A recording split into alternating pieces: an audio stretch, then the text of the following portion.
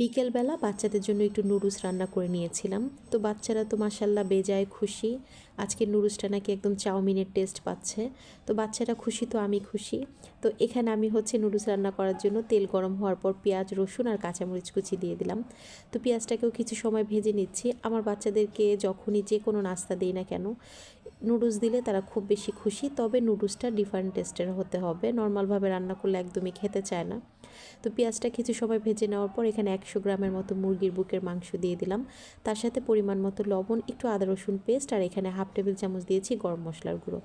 তো একটু নেড়ে চেড়ে মাংসটাকে ভেজে নিলাম। মাংসের কালারটা চেঞ্জ হওয়ার পর এখানে আমি গাজর আর ক্যাপসিকাম কুচি দিয়েছি। তো কিছু সময়ের জন্য এগুলোকেও একটু নেড়ে চেড়ে সটে করে নেব, কারণ এই সবজিগুলো একটু ক্রাঞ্চি থাকলেই কিন্তু নুডলসটা খেতে ভালো লাগে। আর ছেলেরা যেহেতু নুডলসটা খেতে পছন্দ করে, তো আমি একটু সময় নিয়ে একটু ভিন্নভাবে তৈরি করে দেওয়ার চেষ্টা করি আর কি।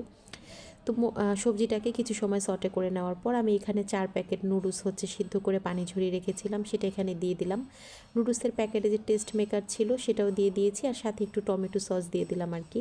তো এখন নেড়ে চেড়ে নামিয়ে নেব। খুবই অল্প সময় এটা রান্না করা যায়, তবে টেস্টটা কিন্তু ভালো আসে। বাচ্চাদের টিফিনে বা ঘরে কোনো গেস্ট আসলেও কিন্তু এটা সার্ভ করতে পারেন, খুব ভালো লাগে খেতে আর কি।